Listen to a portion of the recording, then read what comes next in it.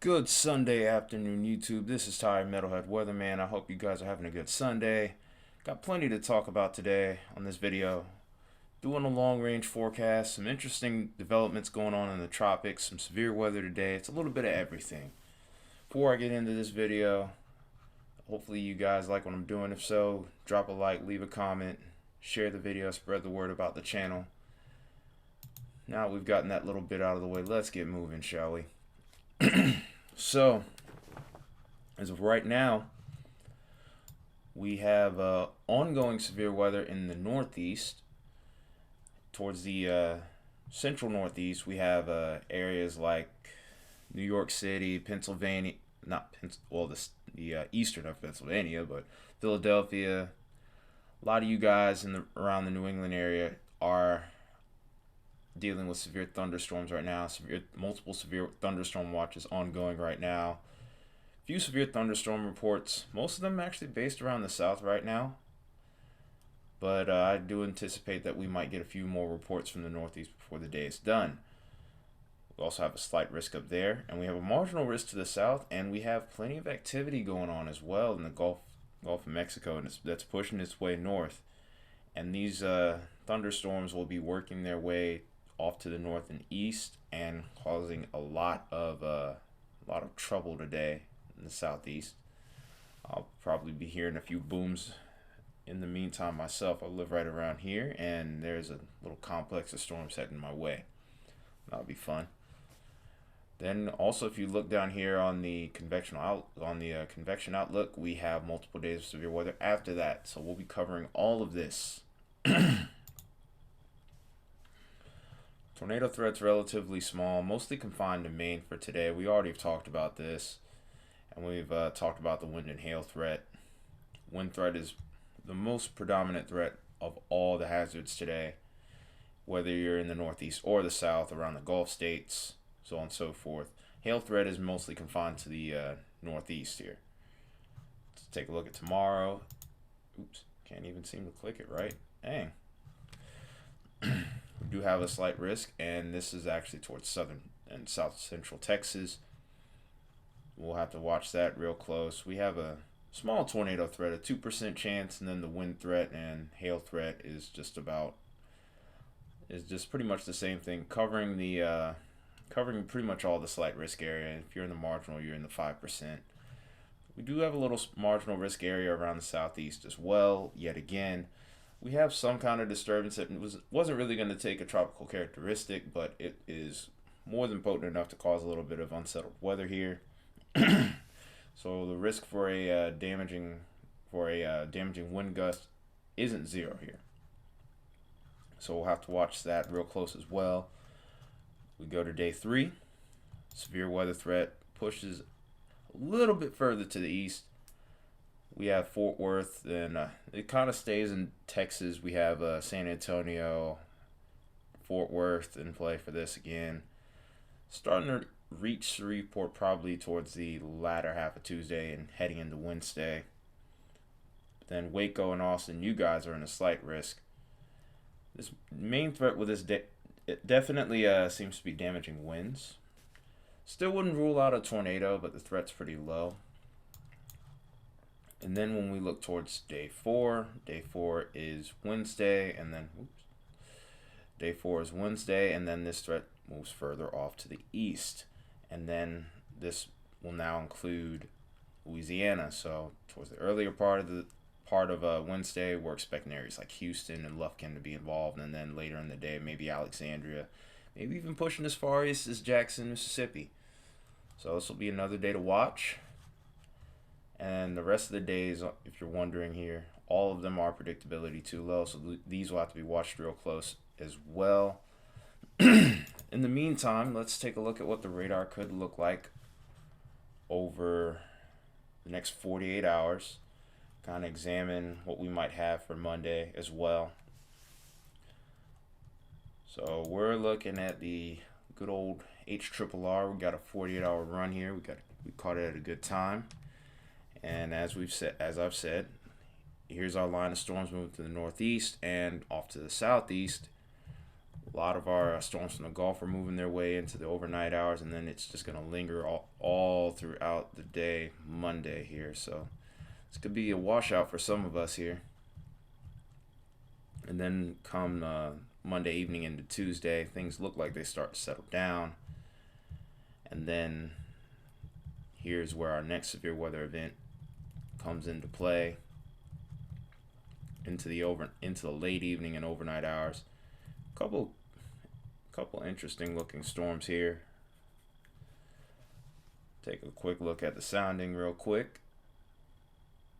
And we have marginal severe. The low-level winds are low-level jet. Looks like there's a decent amount of directional shear. We'll take a closer look at that in a minute. But the dew points and temperatures aren't that impressive. Oops.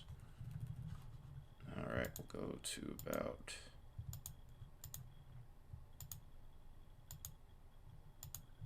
I'll move this a little further forward. Here we are. This mainly looks more like a hail threat than anything. I think later this becomes more of a damaging wind threat as this meets up with this cold front ahead of this upper level low.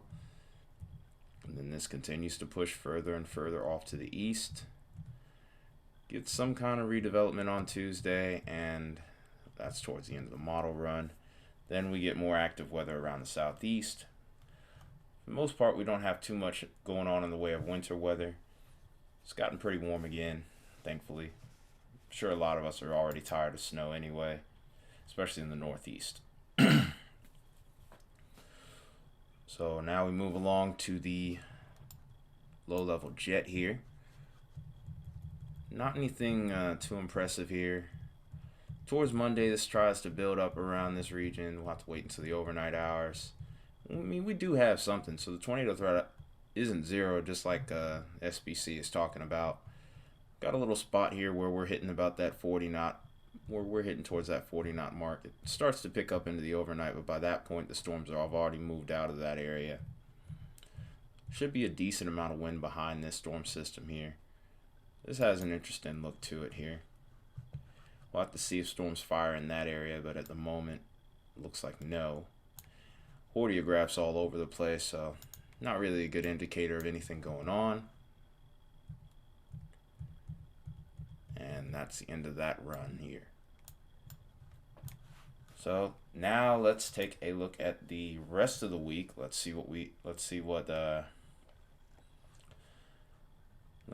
old Mother Nature has to offer for us right now. Here's our current storm system that's popping off severe weather in the northeast. So they it's just kicking out this ridge. It's kicking out this ridge here. Oops, going a little bit too far. It's kicking this little ridge out here that's around the northeast. It's been keeping it uncomfortably warm for some of you. Then here's our next storm system right here.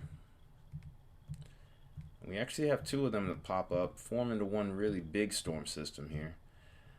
Big storm's really going to start to set up into Tuesday night onto Wednesday. We'll have to watch that real close. It's pretty strong from the looks of it. New ridge sets up around the northeast.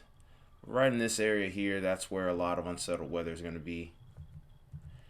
And then there's also a pretty impressive ridge that started to develop around the west here.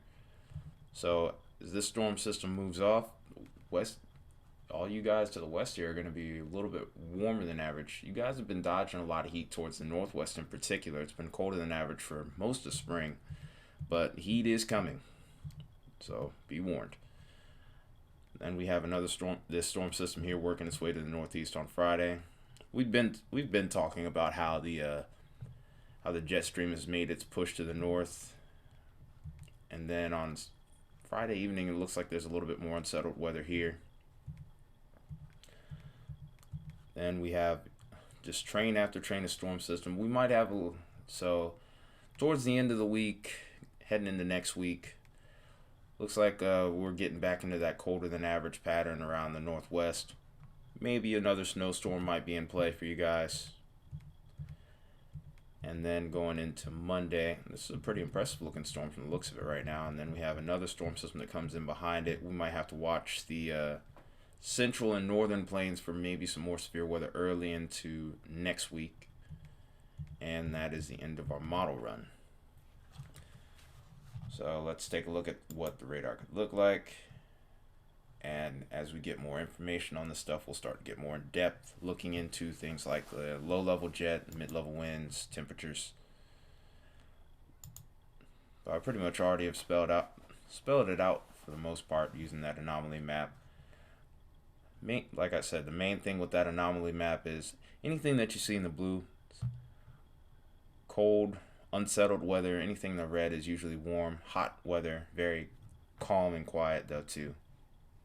Because those little blue little bowling balls are pretty much areas of low pressure. And wherever that warm and cold air meets, that's usually our point of interest, because that's where all the unsettled weather tends to happen. So here's another look at our weather situation right now. Pretty much around the entire eastern seaboard, we have unsettled weather of some kind. And then Monday afternoon, here's our little upper level low here. Marginal risk for severe weather tomorrow, especially around this southeastern edge. Not really much of a tornado threat though. Then Tuesday we'll have to watch Central Texas real close. There's a little bit of everything possible here. We're definitely seeing more of a look towards a line of storms popping up on Wednesday evening into Thursday. We'll have to watch that for potential severe weather, even in the southeast. Then this pushes off to the east further. Thursday might be an ugly day as well. Then on Friday,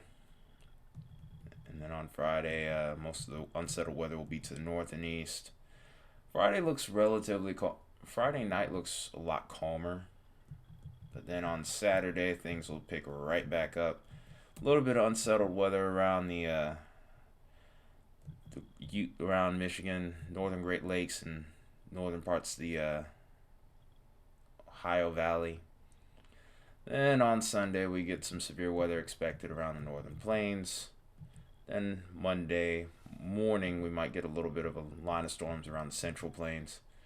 Pushes off to the north and east real quick. Then our next low comes in towards the end of the month. May cause a little bit of severe weather around the central plains. Works its way towards the Great Lakes. Might cause a lot of trouble for you guys there. It's a nasty looking MCS there. And then there's an interesting little area where there's a line of storms further to the south on the 31st. And that's the end of the model run. Things look pretty active still, but we aren't done yet with our video, because guess what I have seen now? And this is actually something that's giving me some confidence here. Not a lot, because keep in mind, this is still really far out, and it's not even for areas in the Atlantic, it's for the Pacific around the western side of Mexico. So I want you to garner your attention right around this area just north of the Panama Canal. So here's a little area of interest that I've been looking at the last couple of days. Haven't really thought too much of it, but look right here. So get across Mexico here. Look what starts to happen right about here. Somewhere on the most southern fringes of these cold fronts here, we got some sort of look here where I'm trying to make sure I remember the time frame right. It was about 120 hours out. Look at this little character right here that's popped up. And then we watch this thing start to develop according to the GFS. But I bet you're thinking, but Ty, we've been seeing stuff popping up on the GFS ever since we've started looking towards hurricane season, towards tropical outlooks. Why is this any special? And I'll show you in a minute. This is a pretty impressive storm by the GFS. Nothing surprising here, because that's what it's been doing the entire time. And this looks like it heads right towards right into Mexico. This heads right into western Mexico. This is more towards the Pacific basin, towards the eastern Pacific. Sometimes we'll have to watch these, because these will go over land in Mexico, and then it'll reemerge in the Gulf and redevelop once again. So we'll have to watch that. Okay, so we see this going to Mexico, and then this starts to pop back up in the Gulf once again. Does it redevelop? Hard to say at the moment. But this actually looks a little bit more realistic than what I've been seeing. And again, like I said, you guys are probably wondering, okay, GFS has been showing bogus runs for how long now? Where's the validity in that? Okay, so we're not on the GFS anymore. We're on the high-res European model. Very reliable model as well when it comes to just about anything. In fact, that's what we used for our long-range forecast today. So surely the euro isn't showing anything right now. All right, so we'll go to about 120 hours out like we did on the last model. And here we go. Look at that.